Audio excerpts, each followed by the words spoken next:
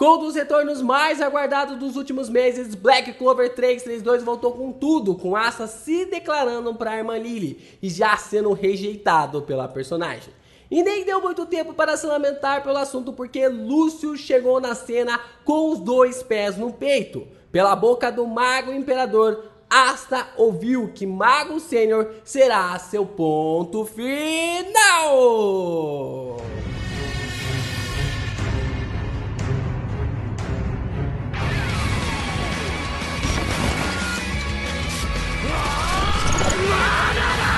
Yo, Geeks, aqui é o LP e vocês estão no canal do Geek Brasil. Fiquem ligados porque esse vídeo contém spoilers do capítulo 363 de Black Clover. Sim, pessoal, que informações nós tivemos nesse capítulo. Que profundidade nessa lore de Black Clover 333.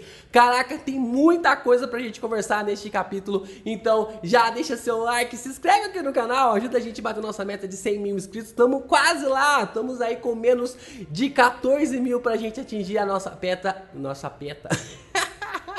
A nossa meta. E compartilha esse vídeo com seus amigos, porque tem muita coisa legal pra gente falar de Black Clover por aqui ainda. Vamos lá, né? O título do capítulo é O Salvador e o Defeito desse Mundo, né? E a gente vai ter um bom sentido em relação à forma como Lucius vai enxergar como o mundo de Black Clover está totalmente podre, mas como ele distorceu os pensamentos para poder consertar esse defeito do mundo do mangá. Vamos lá, o capítulo começa com um flashback de Lucius Zograts, onde ele está olhando para os seus irmãos, né, o Zenon, a Vanica e também o Dante, e ele está sentado em uma cadeira. Então, ele é visto em alguma coisa parecida com um templo, olhando para tábuas de pedra quebradas, e ele ainda está se locomovendo em uma cadeira de rodas, né? Tábuas de pedra, Naruto, Madara, preocupante. Ó, Tabata Sensei, não me faça isso, não me faça brotar um Zetsu do nada. Ó, Tabata Sensei, pensamos e pedimos pra você não fazer isso. Bom, mas na tabuleta de pedra está dizendo que era para ele seguir o demônio de Astaroth, que a magia do tempo teria a resposta, para ele achar a resposta em relação às conexões que está com o Astaroth. Lucius diz que andou pensando muito sobre este assunto e ele viu e percebeu que ele estava destinado a realizar essa proeza, a realizar o seu plano final. Então, temos a explicação que Lucius e Julius são duas almas de um mesmo corpo, né? Temos então a explicação de que o Julius realmente existiu, né? Ou que na verdade ele existe dentro do Lucius, e isso é algo interessante porque quebrou totalmente as minhas pernas, né? Ele é o mais talentoso receptáculo demoníaco na história da família Zograts, e alguém fala que Lucius é o anfitrião do demônio mais talentoso da história, e ele é nascido ali com duas almas em um único corpo, né? A gente vai destrinchar aqui um pouquinho para vocês entenderem essas diferenças que foi realmente apresentados durante todo o mangá de Black Clover. Então, mais uma vez, nós temos o paradoxo de duas pessoas no mesmo corpo, né? O Tabata meio que gosta de brincar com isso, né? De criar esses paradoxos, de criar esses contextos de que existam duas pessoas no mesmo corpo. Só que se você reparar bem, no caso ali do Lucius e do Julius é um pouco diferente. No caso do Patri e do Vengeance, nós temos duas almas e dois grimórios em que um único corpo possa realmente ter. No caso ali, por causa do Patri ter apenas reencarnado com o Vengeance ainda vivo. A gente repara que quando o Vengeance completa 15 anos, é o momento em que o Patri reencarna em seu corpo. Por isso são duas almas no mesmo corpo e também ali são dois grimórios. No caso ali do Yuno e do filho do Lich, nós temos duas almas fundidas no mesmo corpo, né? Dá uma sensação, ou pelo menos dá uma ideia de que a alma do Yuno conseguiu absorver a alma do filho do Lich, porque a alma do filho do Lich ainda não tinha nenhum raciocínio, ela não tinha nenhuma ideia do que estava acontecendo, então é claro que a alma ali do Yuno iria sobrepujar a alma do filho do Lich, para que assim o personagem pudesse ter dois grimórios com uma consciência só, né? Ali o filho do Lich aparece conversando com ele algumas vezes, mas pelo que dá a entender, o Yuno consegue utilizar ali dois grimórios por causa do filho do Lich dentro dele, mais fundido a sua alma. E no caso do Lucius e do Julius é totalmente diferente, porque são duas almas no mesmo corpo, só que são duas almas que nasceram juntas, né? Elas estão juntas no mesmo corpo desde o nascimento.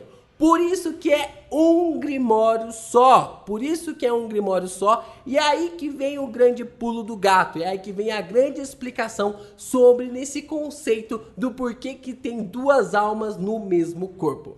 Bom, para essa situação ali do Lucius e do Julius, parece ter uma saída científica para explicar isso, que é ali a conexão do fetus em feto. Para alguns pesquisadores, fetus em feto é uma forma rara de parasitismo entre gêmeos idênticos, né? O fenômeno acontece quando um gêmeo absorve indevidamente o outro antes de qualquer um dos dois termine ali de se desenvolver. Então, automaticamente, um feto começa a perceber, né, o corpo humano, né, o corpo da mãe começa a perceber que tem algum corpo estranho. E aí ele fala para o feto absorver, um dos fetos começar a absorver ali o corpo que está ali ao lado dele. Isso é muito comum entre ali pessoas que acabaram tendo gêmeos, né, ou que possivelmente tinham gêmeos, mas um deles acabou desaparecendo ali na formação das crianças. Nesse caso, o gêmeo absorvido foi parcialmente preservado. Algo que não acontece sempre, né? Porque quando você consegue ver ali o fetus em feto, sempre sobra um dedo de uma mão no corpo do outro, um dedo do pé ali no corpo do outro. É algo meio bizarro, mas é algo muito comum aí. Eu não sei nem se eu tenho algo assim no meu corpo. Ou se você que tá vendo esse vídeo possa ter algo assim. Se você tem ali, se você já fez alguma ressonância e encontrou uma parte do corpo perdida, deixe aí nos comentários, porque é algo até mesmo interessante pra gente comentar.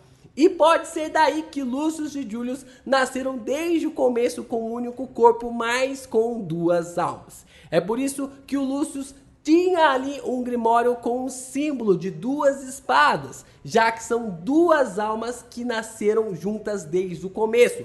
Os dois poderiam até mesmo ter dois atributos em um único grimório. E para isso, né, como a gente já tá seguindo com as nossas teorias aqui desde o capítulo passado, nisso nós podemos ter a magia do coração, que é a Kokoro Mahou para o Julius, já que ele é a emoção da dupla, né? A gente vai falar disso daqui a pouco no capítulo, mas já dá para perceber de todas as ações do Mago Imperador, né, do Rei Mago, de que ele é a emoção, de que ele age pelos sentimentos, né, que ele age pelos seus sentimentos ao ponto de até mesmo entregar a sua vida para salvar o reino de Clover, né, para salvar ali os cidadãos de Clover. E podemos ter a magia da mente, que é a Mendel Mahou, que para o Lucius já fica algo bem claro, já que o personagem é o racional, né? A pessoa que move ali no sentido racional. Como nós sabemos, a nossa mente ela é dividida entre razão e emoção, né? A gente tem ali um lado até mesmo do nosso cérebro que trabalha melhor com a razão e outra parte do cérebro que trabalha melhor com as emoções, né? Então a gente teria um contexto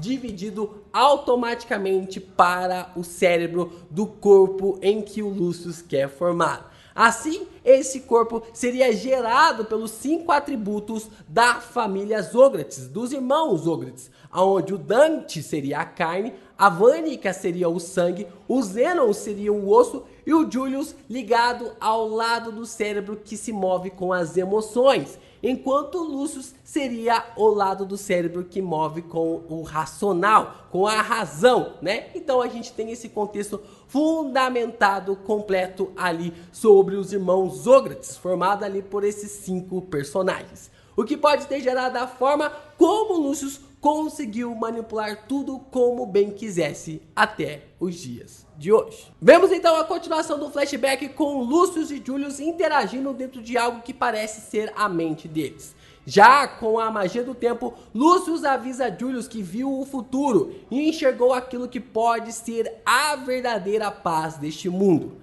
Ambos possuem os mesmos símbolos em suas testas, mas as marcas meio que se complementam, né? As marcas meio que se complementam ali. Se você tentar encaixar elas, você vai observar que forma um círculo completo.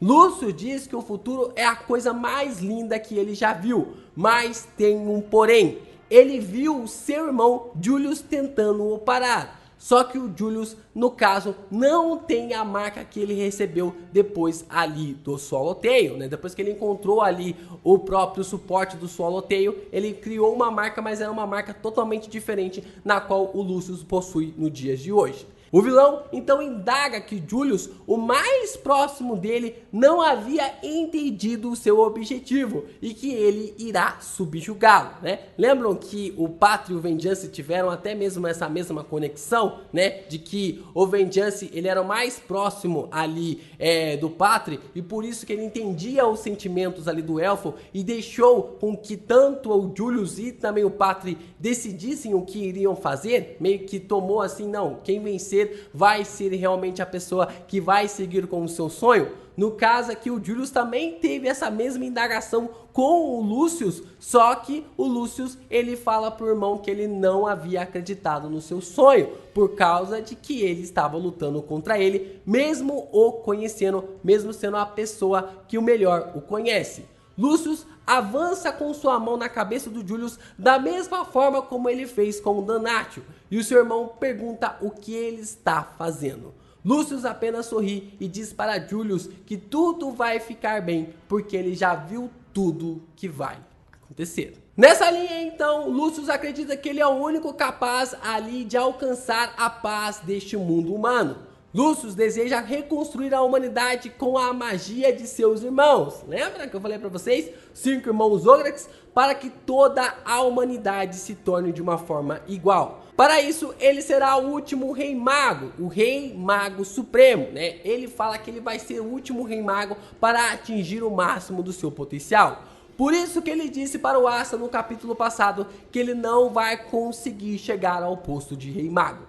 Quando Lucius chega em cena, Noelle e os outros avistam Lucius antes que ele congele o tempo para todos. Com a magia ali do Julius, Noelle reconhece algo similar em Lucius, mas fica duvidando que seja o Rei Mago e vemos que Lucius recupera ali os 3 pontos que estavam faltando em sua testa. Então não sei se foi um erro ali do Tabata, ou não sei o que aconteceu, mas os 3 pontos retornaram para a sua testa de um capítulo para o outro. De um flashback, no meio de um flashback, os 3 pontos que estavam faltando em sua testa retornaram. Eles também ficam surpreendidos com a presença ali do Lucius, se perguntando se ele era o Rei Mago. Mas então o Lucius lança o seu feitiço Cronos Anastasis, que basicamente congela tudo que está acontecendo.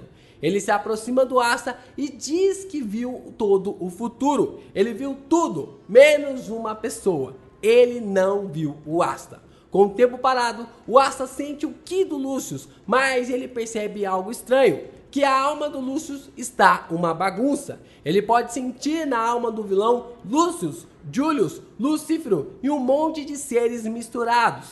Asta então se pergunta se ele é um humano ou um demônio. Lucius fala que acabou com Lucífero, enquanto Asta começa a pensar que o cara na sua frente também possui a mesma aura ali que o Lucífero. Asta pergunta para si sobre o que aquela pessoa é, se ele é o Rei Mago, se não é o Rei Mago, mas ele não sabe dizer o que é, e ele reforça que ele é um humano, mas ao mesmo tempo Lucius não é um humano. Ele se faz várias perguntas sobre quem é quem em relação ao Lucius e acaba perguntando ali para o personagem onde está o Rei Mago. Lucius então afirma que o Rei Mago está morto e começa a andar na direção do Asta, fazendo o mesmo gesto que fez na cabeça, ali na testa do Danátio e também do Julius. No momento que ele ia tocar o Asta, a antimagia flui do Lieb e ele ativa o modo Black e anula o tempo que estava fluindo nele. Ele pula para trás e se livra do que Lucius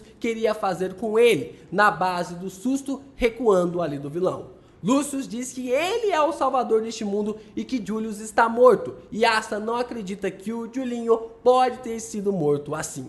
O vilão informa que Julius tinha apenas uma missão para os seus ideais. Era sua função entender a tristeza, o ódio, a disputa, a não criminalização, em prol realmente de enxergar a verdadeira paz. Tudo para que ele pudesse atingir o seu objetivo de conseguir gerar a paz para os humanos. Da mesma forma como ele disse isso para o Julius, ele repete para o Asta, que de acordo com a sua visão, ele já viu tudo.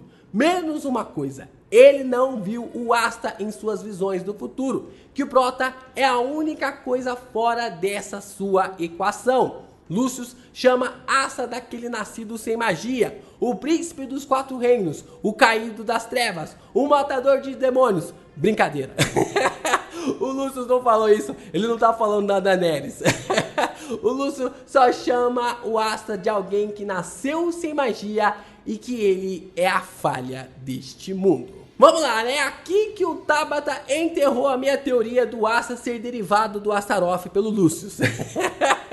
Ele enterrou e tacou ali mais uma pá de cal pra não se levantar de uma vez, pra não se levantar nunca mais, né? Mas, como eu disse na teoria, é melhor ser surpreendido por algo positivo do que acertar a teoria, né? Eu tô curtindo realmente para onde isso tá andando, confesso que eu fiquei um pouco meio confuso com os primeiros spoilers, mas depois, sempre como eu falo pra vocês, o capítulo ele esclarece muitas coisas, né? Os spoilers são só uns aperitivos, né? Pra gente poder tentar discutir e conversar, mas com a chegada do capítulo as coisas ficam mais interessantes, ficam mais claras para nós. Lucius também não reconhecer o Asta já descarta toda a possibilidade dele ser pai do Prota, o que pra mim já é um alívio, já que o personagem cada vez vai ficando mais distante da ideia de se tornar filho de algum nobre ou de alguém da realeza.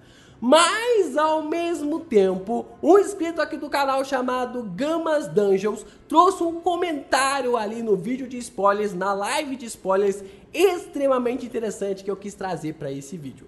Ele chama o Asta de anomalia do mundo, onde todos os personagens têm paralelos com contos de fadas, exceto o Asta. E se tirassem o protagonista da história, o rumo da trama se manteria de uma forma natural, com Yuno sendo o protagonista. E basicamente a gente começa a perceber que se não fosse pelo Asta, as coisas não andariam como andou durante a obra de Black Clover. Personagens que eram para ser coadjuvantes e que não eram para ter tantos destaques se tornaram ali principais, como no caso dos Touros Negros, que saem da última posição como um esquadrão mais preguiçoso e fraco ali do reino de Clover para se tornar o maior esquadrão hoje no reino. Tudo se inverte. Um poder que era para ser profano se torna a salvação do reino de Clover. Um poder de demônios que era para ser profano ali para o reino se torna a salvação do país. Tudo neste mundo começa a se inverter. Tudo ali que era relacionado ao grande poder do mundo ali das 4 nações se torna nada perante as suas mãos, já que a magia se torna nada perante ali o Asta. O Asta não deveria existir, e isso mudou tudo. Ele é a própria representação de um efeito borboleta num conto de fadas. Praticamente a personificação da teoria do caos. Ele é o próprio filho da Mana. E além disso tudo, a gente pode ligar também a fala da Rainha das Bruxas. E juntamente com essa fala do Lucius, a gente consegue reforçar que o Asta, ele é especial por não ser especial. Ele é especial por não conseguir ter magia. Por algum propósito, por alguma questão ali, o personagem nasceu sem magia e deixou toda a equação do Lucius completamente desestabilizada. Isso que tornou o Asta uma incógnita nas visões do personagem, talvez aconteceu pelo fato do Asta e o Lieb não ter magias. E ele conseguiu ver tudo menos ali o Prota.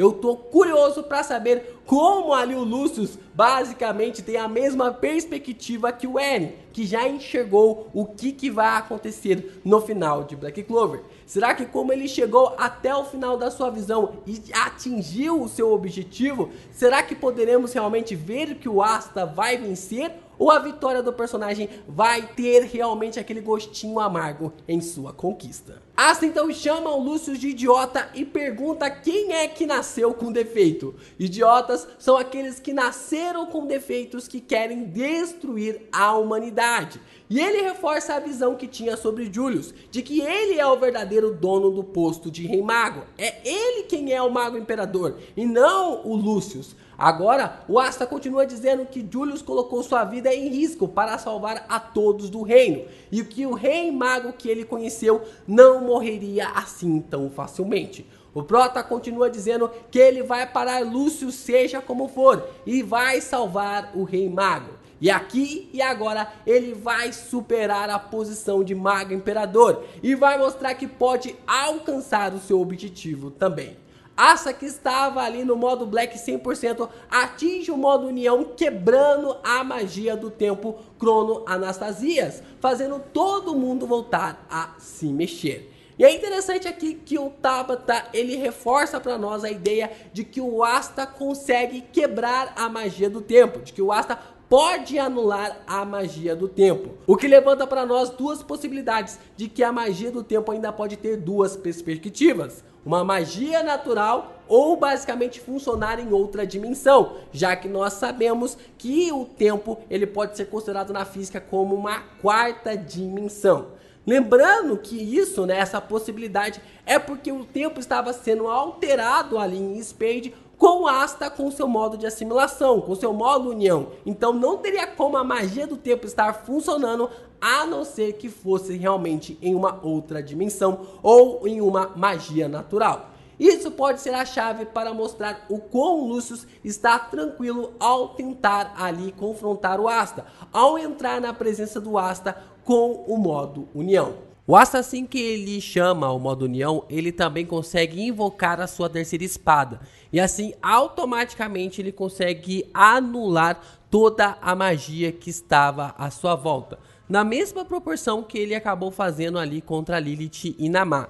Então, quando a gente percebe o Asta chamando a terceira espada, ele meio que faz uma zona anti-mágica, né? Confirmando ali pra nós de que agora essa área está muito grande, né? Porque ele consegue até mesmo anular todo o poder relacionado ao poder do Lucius, que tinha parado todo o tempo em volta do castelo. E naquele momento, o Asta havia anulado o feitiço do personagem utilizando essa terceira espada.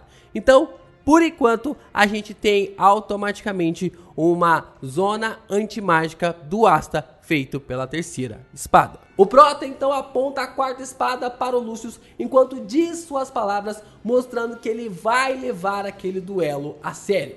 E o Lucius apenas sorri, debochando das palavras do personagem, pensando em qualquer coisa menos ali a sua luta com o anão. E assim o capítulo termina.